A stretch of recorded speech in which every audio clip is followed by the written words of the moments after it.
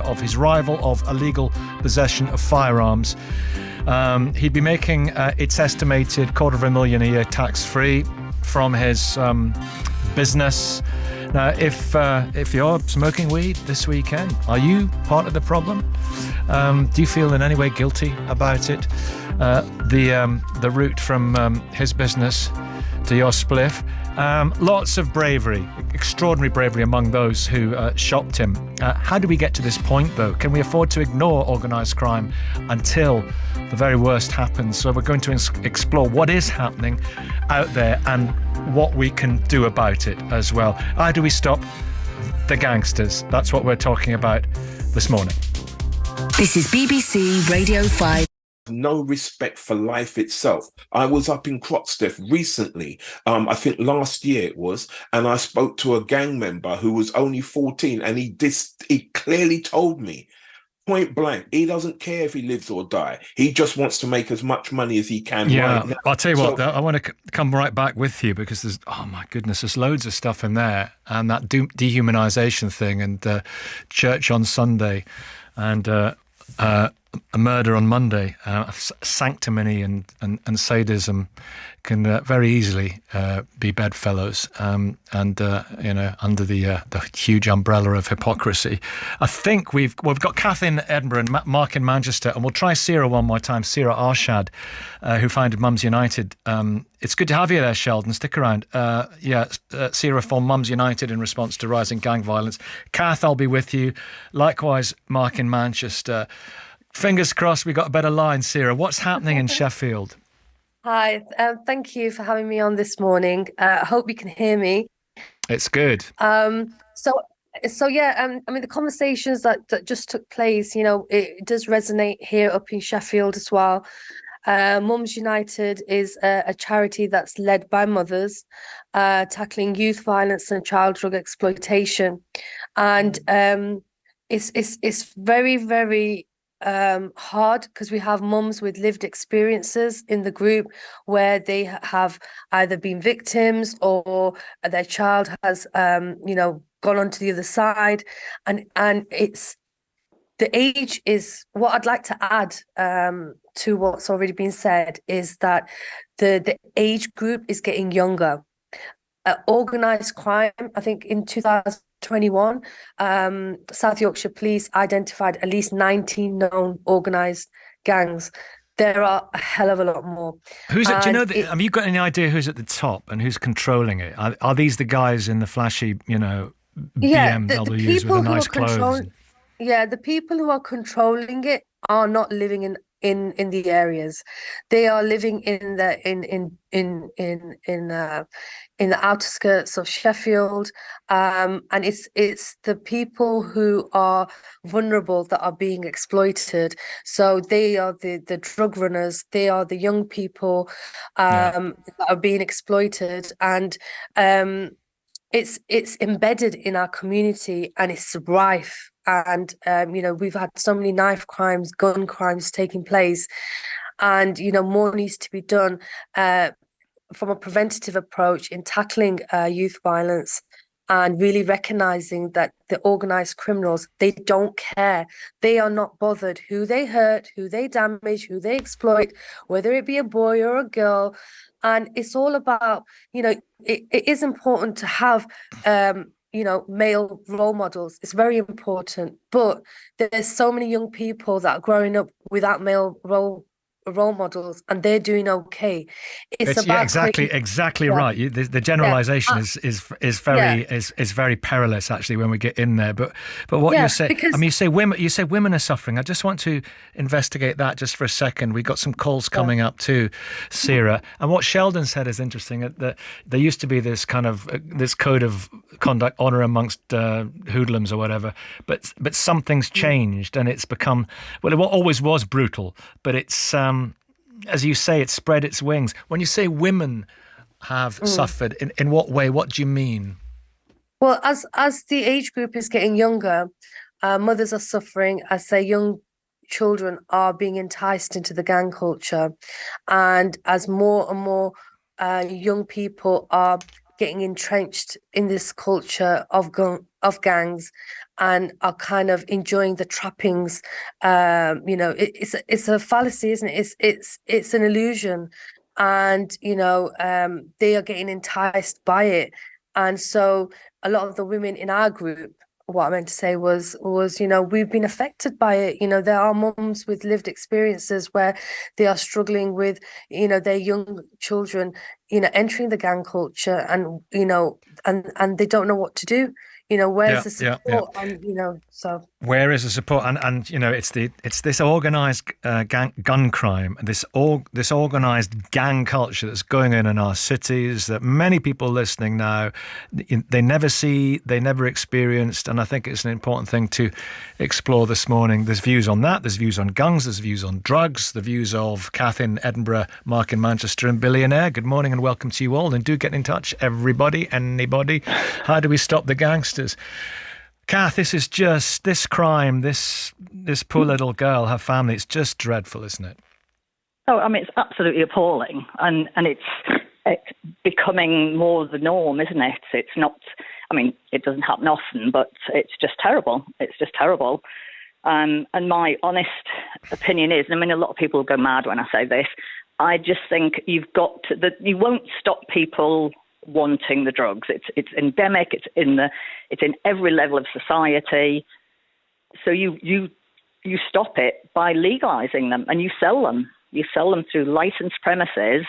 I'm not saying it's a perfect answer. It's not, but at least then, well, one, you know what people are taking and where they're taking it, and I don't see any other way, because you won't stop it. It's absolutely out of control. As the other caller said, it's not even, it's coming in from abroad, so you stop it there. And whether we buy it from these people or whatever, I don't know. But you have to make it so we have some control, and you take away the living for the gangsters. There won't be a living. Take it out of the hands of the criminals is one of the familiar arguments in that debate for those who are putting forward what you're saying. I mean, what you're positing at the moment, you might say that you'll get, criticised for it, but there are many people who subscribe to that as well. The Assistant Chief Constable, Kath, Chris Green of Merseyside, the Telegraph actually have a front page on this morning.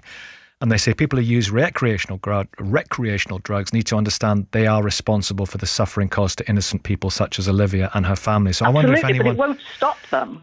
No. It won't stop them because they don't care, and you're removed from it, aren't you? You're having your cocaine on a Saturday night or your spliff on it, and you're not thinking, where did this come from? Who supplied this? You're just not. It's a brilliant point. Let me put that one out. Anyone who's going to have a spliff, I mean, you walk through the park and there's spliff whiff everywhere. When I was younger, I used to. No secret there. If you're having drugs this weekend, do you feel guilty about what has happened? Do you make that connect? Sorry, Sheldon, come back in. No, I was just going to say the argument about legalization needs to be thought through a little bit more carefully, because they've actually legalized it in most states in America. Cannabis is legalized in most states, but British Columbia, drugs, as well. Yeah, right. Literally, I think there's only about 4 or 5 states that hasn't actually legalized it. So literally, it's almost everywhere available. And one of the things I've noticed, drugs crime has still gone up. It's still as violent as it was before it was legalized. So I'm not quite sure about the answer to it, because again, you've got to understand the THC level that is in cannabis is not the same as what's grown in Jamaica. In Jamaica, it's naturally grown. There's hardly any THC levels. But the THC level that is manufactured in America and in the UK, because they don't have direct sunlight. All right, let me bring some other calls in. So it's the argument, I get that, without going too far down that path, but it's the argument about, a glass of wine and hooch, pot sheen. There's always going to be something, stronger. Jonathan Humphreys in a minute, crime reporter at the Liverpool Echo. Thanks for this, Jonathan. Mark in Manchester, what do you think about what Kath said? Billionaire in just a second. Hi, Mark. Yeah, hi. I mean, I agree with Kath. I mean, we've just taken a cruise down Central America. And, if you think it can't get much worse, then just go and visit some of those countries in Central America. I mean, El Salvador, we were the first coach into San Salvador, when we were there. Every third shop had a guy with an M15, people walking around with machetes, and this is the capital of El Salvador. And when we were talking to the guide, he said, yeah, well, there's a gang here, there's 100,000 members, and they've declared a curfew. The actual gang had declared a curfew.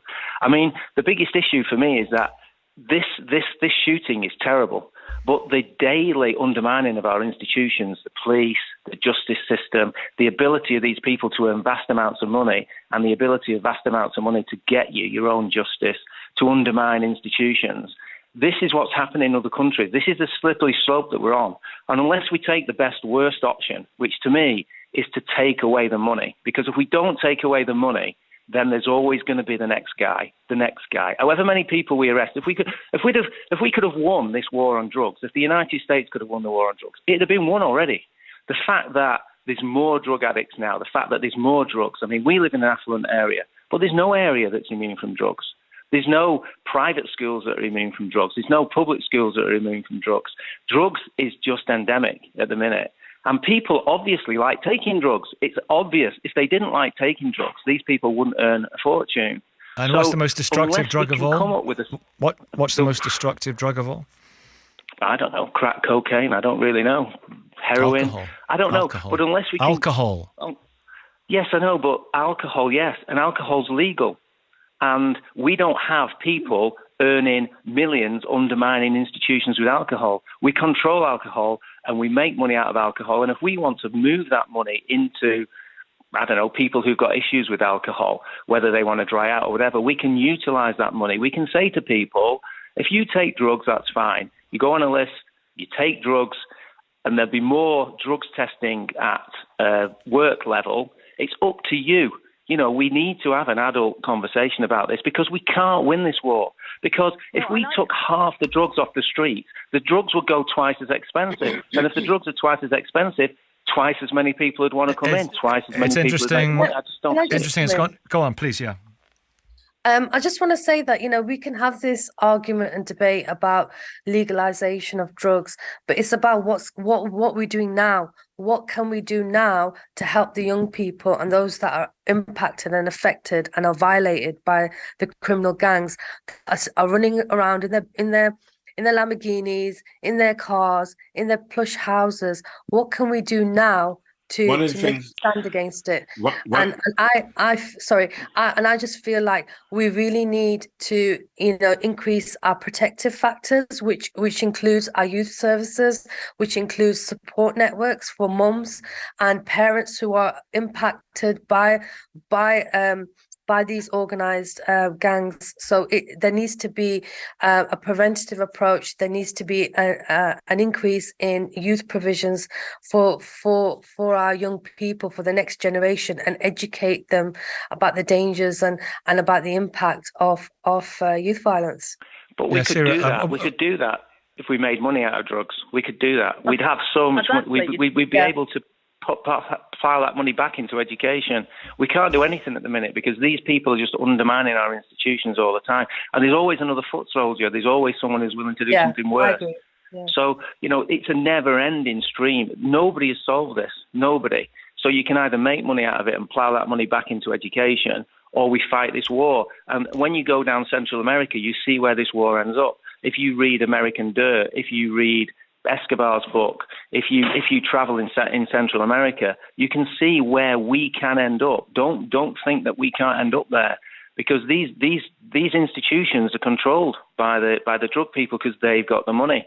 And I think it's very, very dangerous. They're bigger than the police and they're bigger than the government. They're bigger than the police. They're bigger than anybody. They're bigger than anybody because they've got the biggest industry. Escobar was the fourth richest person in the world, coming from nowhere in a space of 20 years.